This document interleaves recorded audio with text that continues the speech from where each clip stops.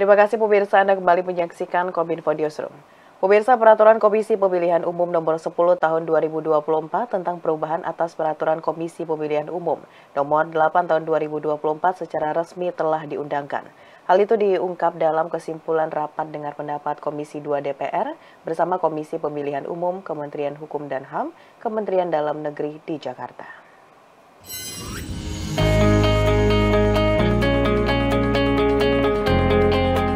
Komisi 2 DPR bersama Komisi Pemilihan Umum Republik Indonesia dan pemerintah menyetujui Peraturan KPU Nomor 8 Tahun 2024 tentang pencalonan kepala daerah yang mengakomodasi putusan Mahkamah Konstitusi. Persetujuan itu diambil dalam rapat dengar pendapat Komisi 2 DPR RI, KPU, dan pemerintah pada Minggu malam 25 Agustus 2024 dengan agenda tunggal pembahasan rancangan PKPU Nomor 8 Tahun 2024 yang mengakomodasi putusan MK Nomor 60 dan nomor 70. Ketua Komisi 2 DPR RI Ahmad Doli Kurnia mengatakan bahwa pihaknya bersama pemerintah dan penyelenggara pemilu telah memenuhi janji kepada masyarakat dengan menyetujui rancangan peraturan KPU nomor 8 tahun 2024 tentang pencalonan kepala daerah yang di dalamnya mengakomodasi putusan Mahkamah Konstitusi. Tadi malam juga secara material kita sudah sepakat bahwa revisi PKPU nomor 8 itu rujukannya, alas hukumnya adalah berdasarkan putusan Mahkamah Konstitusi, bulat-bulat, strict, tidak ada yang dikurangi, tidak ada yang ditambahi. Jadi mengacu pada putusan Mahkamah Konstitusi nomor 60 dan 70, baik amar maupun penjelasannya. Sementara itu, Ketua KPU RI Muhammad Afifuddin menyebut percepatan pembahasan peraturan Komisi Pemilihan Umum yang semula dijadwalkan pada hari ini 26 Agustus dilakukan sebagai optimalisasi proses pendaftaran pilkada oleh KPU di tingkat daerah. Ini semakin cepat semakin baik untuk kebutuhan jajaran kami di tingkat provinsi dan kabupaten, karena secara langsung teman-teman di provinsi dan kabupaten yang langsung nanti melaksanakan pendaftaran atau menerima calon peserta pilkada yang pendaftarannya akan kita mulai di tanggal 27 sampai 29 Agustus hari Selasa lusa. Beralih ke informasi lainnya pemirsa, Presiden Joko Widodo melakukan kunjungan kerja ke Provinsi Lampung pada hari ini. Presiden diagendakan meresmikan 2 proyek strategis nasional yakni Bendungan Marga 3 dan Sistem Penyediaan Air Minum Kota Bandar Lampung. Presiden menegaskan pemerintah akan fokus pada manajemen pengelolaan air di sebuah provinsi. Bertolak ke Lampung, Presiden Joko Widodo meresmikan 2 proyek strategis nasional, yakni Bendungan Marga 3 di Lampung Timur dan Sistem Penyediaan Air Minum di Kota Bandar Lampung. Pembangunan PSN menjadi bentuk perhatian pemerintah akan pentingnya manajemen pengelolaan air. Pasalnya, akses air bersih di banyak kota di Indonesia masih sulit didapatkan warga untuk kebutuhan rumah tangga. SPAM Bandar Lampung akan menjawab masalah tersebut dengan melayani kurang lebih 60.000 rumah tangga. SPAM Bandar Lampung dibangun dengan anggaran yang cukup besar, yakni 1,38 triliun rupiah dengan pembangunan yang bertumpu pada skema kerjasama pemerintah dengan badan usaha. Saya melihat tadi airnya sangat bersih dan yang disampaikan Bu Dirjen katanya lebih bersih, lebih bagus dari air kemasan. Karena NTU-nya 0,278, padahal standar dari Kemenkes itu 3. Kalau air kemasan 0,8, jadi lebih bagus. Sehingga saya titip, ini Bu Wali Kota, Pak Bupati, agar sambungan ke rumah tangga betul-betul didorong, agar semakin banyak rumah tangga kita yang memiliki sambungan dari spam yang kita bangun ini. Di waktu yang sama, Presiden juga meresmikan Bendungan Marga 3. Bendungan Marga 3 dibangun di atas lahan seluas 2.313 hektar dengan daya tampung 42 juta meter kubik air dan anggaran 846 miliar rupiah.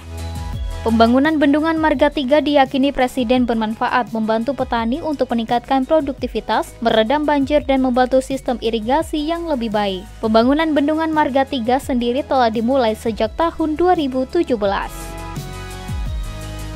Dan kita harapkan bendungan yang merupakan bendungan yang ke-44 yang saya resmikan dalam 10 tahun terakhir ini nanti betul-betul bisa berfungsi baik untuk irigasi, untuk air baku, untuk listrik, mereduksi banjir di sekitar bendungan. Dan kita harapkan produktivitas petani yang terkait dengan bendungan Marga 3 ini betul-betul bisa naik dengan signifikan. Peresmian bendungan menjadi yang ke-44 dalam 10 tahun terakhir. Melansir laman Setnek, Presiden Joko Widodo selama 10 tahun menjabat sebagai presiden telah membangun 366.000 km jalan desa, 50 pelabuhan dan bandara, 43 bendungan, 1.900 km jembatan desa, 2.700 km jalan tol, 6.000 km jalan nasional, dan 1,1 juta hektar jaringan irigasi. Pemirsa, Menteri Perhubungan dan Menteri PUPR melakukan uji coba landasan pacu Bandara Ibu Kota Nusantara di Kalimantan Timur pada Minggu 25 Agustus 2024.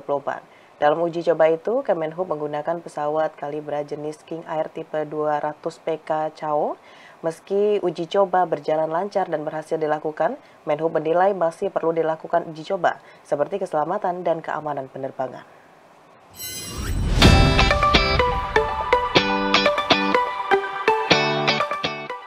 Kementerian PUPR dan Perhubungan membagikan unggahan video uji coba Bandara IKN di laman media sosial resmi Kementerian.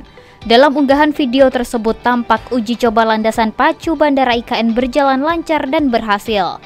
Kementerian Perhubungan menggunakan pesawat kalibrasi jenis King Air tipe 200 PK CAO untuk menjajal lepas landas dan pendaratan. Uji coba disebut Menhub sebagai bagian dari Proving Flight, yakni proses operasional untuk memastikan kesiapan rute penerbangan baru, termasuk uji dan integrasi sistem navigasi udara. Meski begitu, uji coba tidak hanya dilakukan pada landasan pacu saja, tetapi juga jalur udara di sekitar bandara.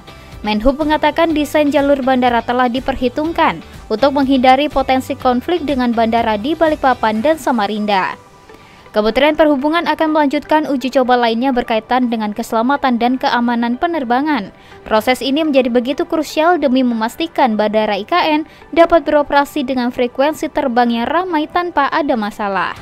Sementara itu, Menteri Pekerjaan Umum dan Perumahan Rakyat Basuki Hadi Mulyono mengatakan, saat ini pembangunan runway Bandara IKN telah mencapai panjang 1.025 meter. Namun pada awal September mendatang ditargetkan panjangnya mencapai 2.200 meter sehingga bisa didarati pesawat jet B737. Dalam agenda The Fifth Joint Commission for Bilateral Cooperation atau GCBC di Wisma Negara di Yutai, Beijing, Indonesia China menyepakati 4 pola hubungan kerjasama internasional yang akan terus digunakan ke depannya, mulai dari memperkuat komunikasi strategis hingga mempersiapkan peringatan 75 tahun kedua negara. Dengan pola tersebut diharapkan akan mampu memperkuat kekuatan Indonesia-China dalam pembangunan global, perdamaian, dan stabilitas bagi multipolarisme dunia.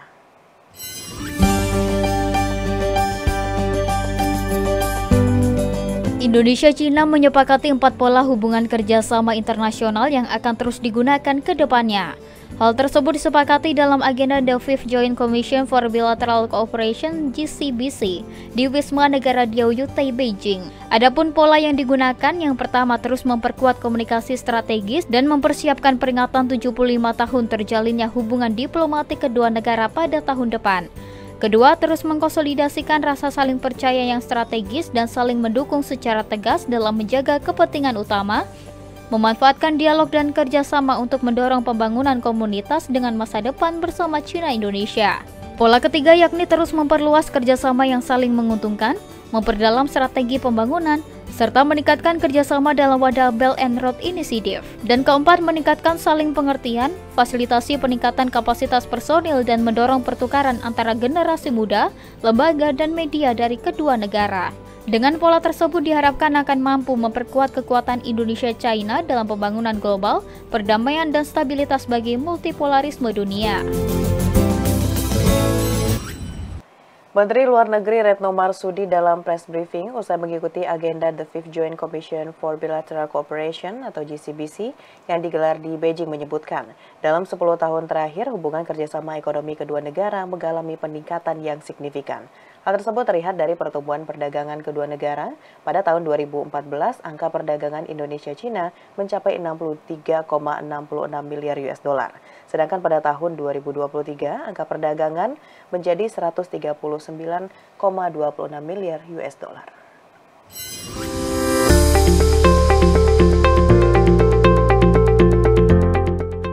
Menteri Luar Negeri Retno Marsudi dalam press briefing usai mengikuti agenda The Fifth Joint Commission for Bilateral Cooperation (GCBC) di Wisma Negara Diaoyutai, Beijing. Dalam 10 tahun terakhir, hubungan kerjasama ekonomi kedua negara mengalami peningkatan yang signifikan. Pada tahun 2014, angka perdagangan Indonesia-China mencapai 63,66 miliar US dollar, sedangkan pada tahun 2023 angka perdagangan 139,26 miliar US dollar. Dengan adanya peningkatan hubungan ekonomi tersebut, kedua negara sepakat untuk menjaga operasional kereta cepat Jakarta-Bandung atau BUS yang aman dan stabil, serta mempercepat implementasi koridor kemitraan ekonomi komprehensif regional.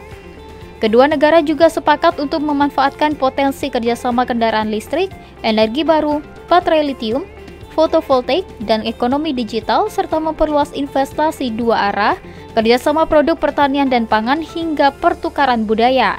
Dengan adanya peningkatan yang besar tersebut, Indonesia menjadikan China sebagai mitra dagang terbesar Indonesia dan investor terbesar di tanah air setelah Singapura. Di dalam 10 tahun terakhir ini, hubungan perdagangan kedua negara meningkat dengan pesat. Sesuai data Kepabeanan RRT, di tahun 2014 angka perdagangan mencapai 63,66 miliar US dollar. Dan pada saat itu, Indonesia mengalami defisit sebesar 14,48 miliar US dollar. Di tahun lalu 2023, angka perdagangan mencapai US dollar 139,26 miliar US dollar dan Indonesia mengalami surplus 8,88 miliar US dollar. Terkait investasi, data PKPM menunjukkan investasi RRT di Indonesia pada tahun 2014 sebesar 800 juta US dollar. Dan pada tahun lalu, yaitu tahun 2023, sudah menjadi 7,43 miliar US dollar. Pemirsa, usai jeda pariwara, Kominfo Newsroom akan kembali dengan informasi lainnya. Tetaplah bersama kami.